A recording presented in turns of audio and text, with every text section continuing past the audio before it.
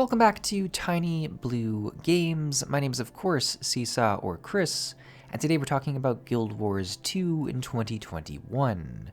Today we're checking out the second beta event for the End of Dragons expansion that comes out next year. This beta event once again features 3 new elite specs: the Bladesworn for the Warriors, the Vindicator for the Revenant, and the Catalyst for the Elementalist. We'll also be checking out the DirectX 11 update in this video as well. It's a beta feature that allows you to kind of toggle on and off the DirectX 11 setting.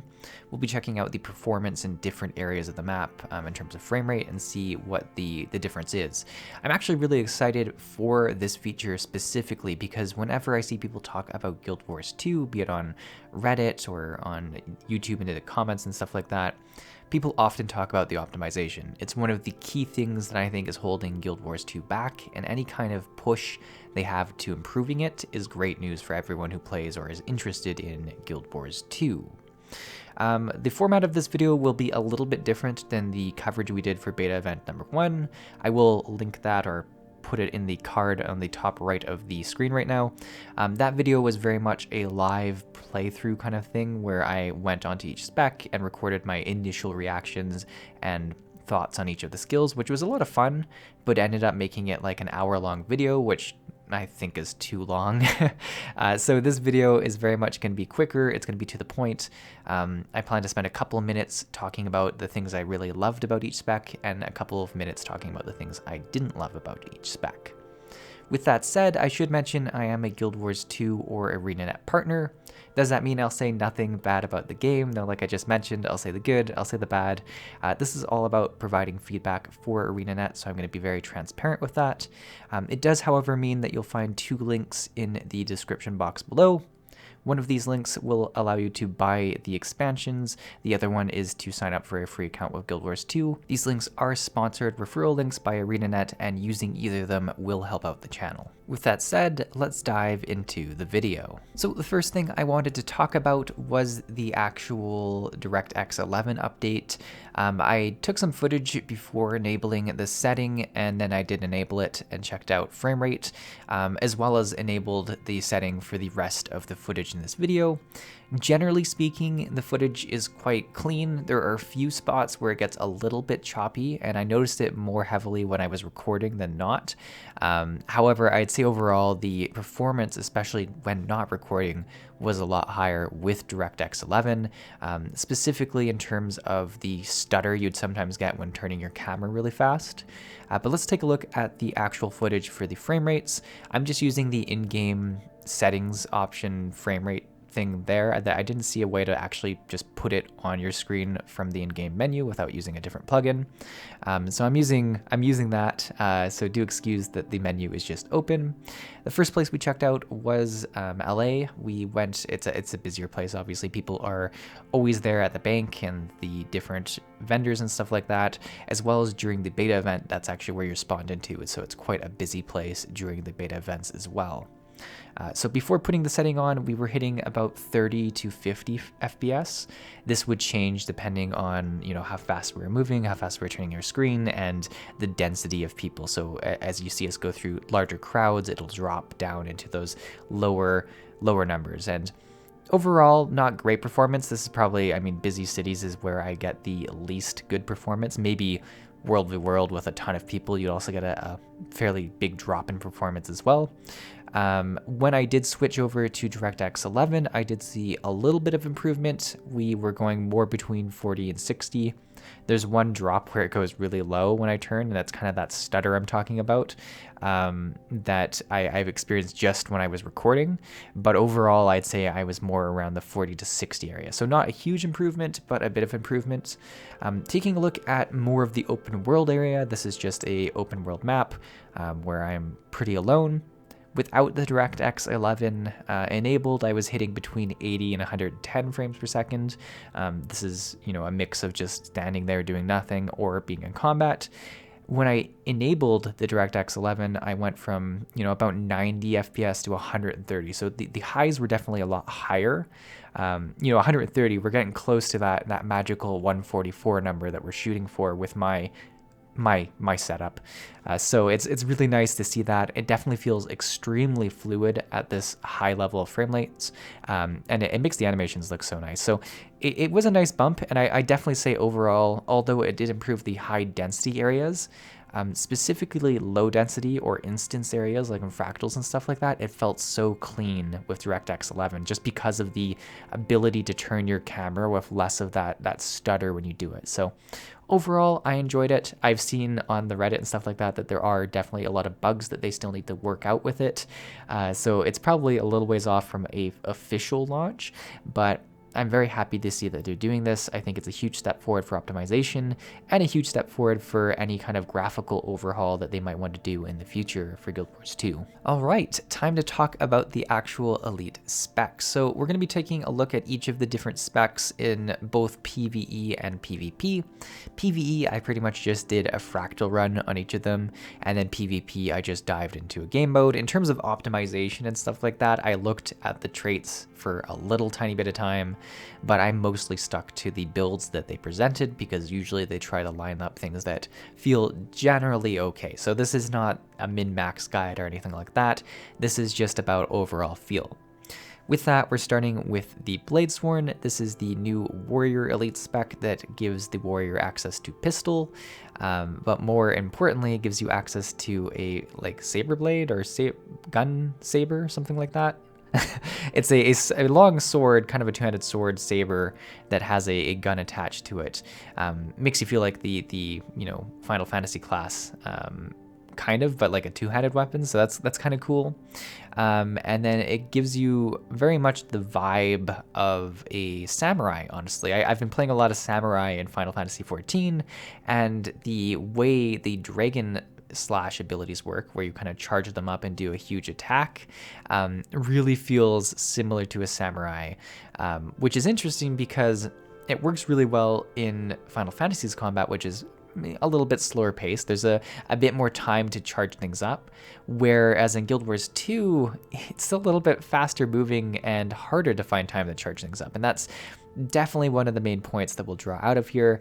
But in terms of actual thematic style, I really enjoy this. I think this is a side of the warrior that the warrior doesn't necessarily have right now. Yes, they have a two-handed sword, so that part isn't super new, but the actual feeling of being stealthy and more huge one-shot after a long time is very interesting. You can kind of look to some of the other burst abilities that they had that kind of do that. For instance, the rifle was maybe a bit more like that, but I think this does feel quite unique.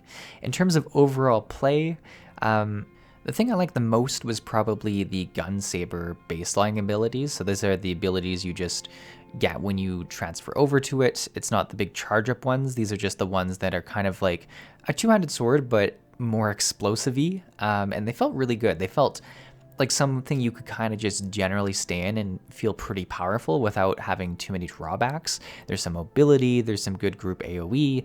It really feels like kind of the bread and butter of what a warrior should feel like. And I did typically stay in this, specifically in different fractals where there's a lot of large AoE groups. It felt very powerful. And then in PvP, in terms of just battling people in between bases and stuff like this, I think this was the most effective mode of this this spec. From there, there's obviously the different dragon slashes. These are the ones where once you kind of have the energy for it, you change over and you wait a certain amount of time to unleash a powerful ability. And you have a few different abilities, but you're locked down for mobility. You're kind of just standing there.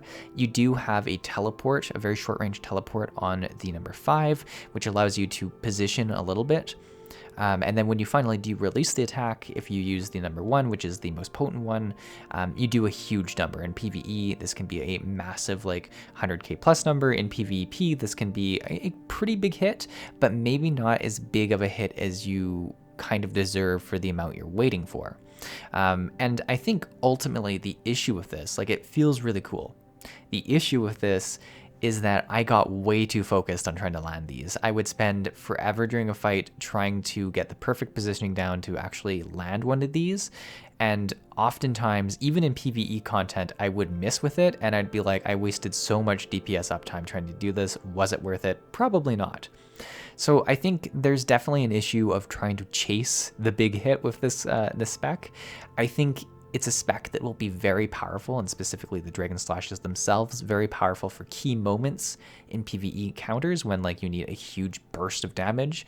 And I could also see people developing very cheesy one-shot builds in PvP as well. So like there's definitely a lot of play there. I just think, especially as a new person to the spec, which everyone's pretty new to the spec now, you can find yourself chasing the big hit without doing a bunch of in-between stuff. For instance, in a lot of scenarios, if I had just stayed with the baseline gun saber and didn't do the big slash attack, I would have probably done a lot more overall damage instead of doing that. So I think that's one thing to consider. The other side of it is that you can use the number 2 and number 3 ability, which one of them gives kind of a charge through attack that does a little bit less damage, but it does a significantly large hit still and allows you to cover a larger area. And with that, I feel like I was able to connect with a lot more enemies.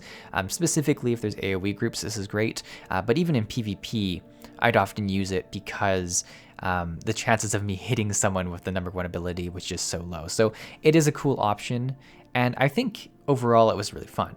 The pistol was probably the least impactful, and as well as the utility ammunition slots. I didn't really enjoy them. It felt kind of like an engineer on a warrior, which granted is cool and something that they don't have. It's just not necessarily something I wanted for the warrior, if that makes sense. I honestly would have preferred a kind of overhaul of the rifle on a warrior to make it more viable. And it is viable, to make it more like top end in some of the game content, as opposed to getting a pistol. The pistol itself, I believe the number 4 kind of allows you to kind of close a gap very quickly, and then the number 5 is a huge AoE damage burst, which the number 5 is really fun, specifically in PvE, to whip out every so often, but I did find myself navigating away from the pistol overall. Now this brings us to the Vindicator, which is the new elite spec for the Revenant. I really enjoy this, and I think it matches up very similarly to why I enjoyed the new Mesmer spec. I don't really enjoy Revenants as they are right now. There's nothing that super drives with me. I have no issue with the class itself being in the game or anything, but I've never mained a Revenant, I've never mained a Mesmer because none of the specs super call to me.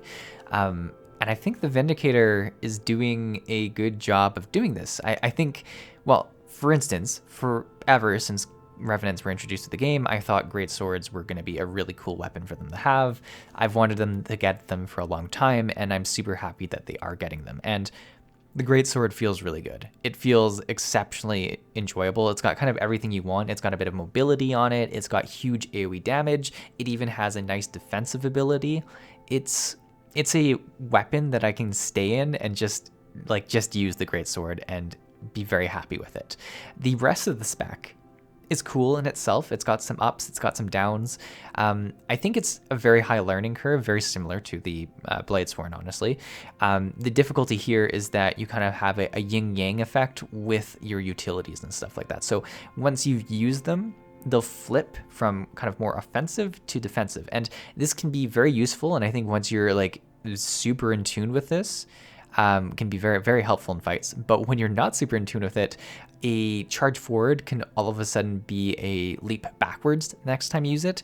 And if you're not expecting that, it can be quite damaging depending on the situation. So I think it takes a little bit of time to get used to it, but once you do get used to it, you have access to a tremendous amount of abilities by having that, and then also having the other legend that you kind of invoke and can swap between. So there's a tremendous amount of utility that you can have by bringing this, which I think is really fun. And some of the utility skills I found very enjoyable, specifically on the more offensive side of it, the red ones, if you will, like the leap in and stuff like that. Like they do feel really strong, which is nice. But the great sword, the great sword's so good. The main thing I want to talk about is the dodge, because I think this is both the most enjoyable and the least enjoyable part of the spec.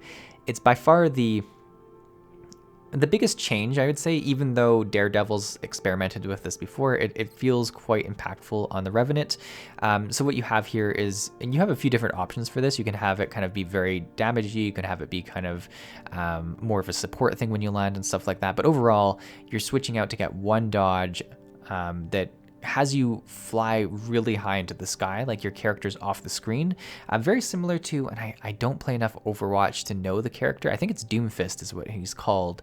But it's like Doomfist's ultimate, I believe, where he goes up into the sky and there's a circle on the ground where you're going to land, and about a few seconds later you come down and smash down for a huge amount of damage, which the fact that that's a dodge, like it feels very much like it could be the elite skill for the class to do that, but it's the dodge, so you get to use it quite frequently and it feels really, really nice.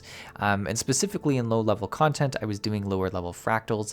I was able to use it very offensively, like in terms of offense, and hit like the opening of a large group once it gets stacked up, and it felt so fun. Difficulty that I experienced specifically once I transitioned to PvP is using it offensively.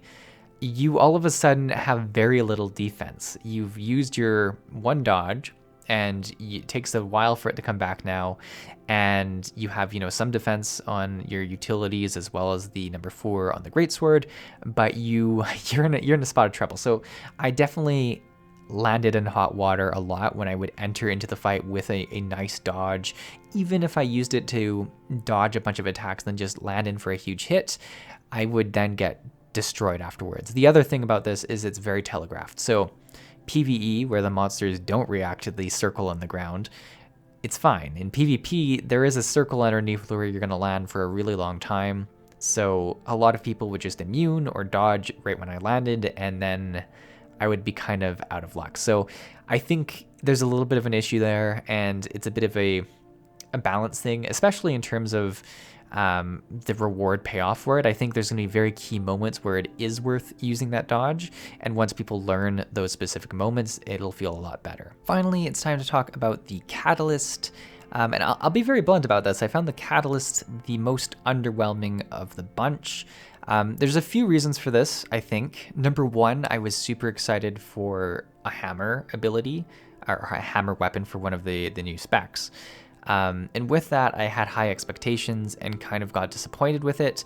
And I feel like part of it might be that I just didn't hone in on any particular like really good part of the class. I played it very much, you know, I used celestial stats in PvE, and then I used a very broad spec stat, you know, amulet in PvP as well. And I kind of built the spec to be good at everything and the master of none, and I feel like that definitely came through. And I think more than anything, I felt like the master of nothing, which could have to do with how I built it. So I will sprinkle that at the top of this, that there's definitely some, you know, there might be a different spec that makes us feel really strong.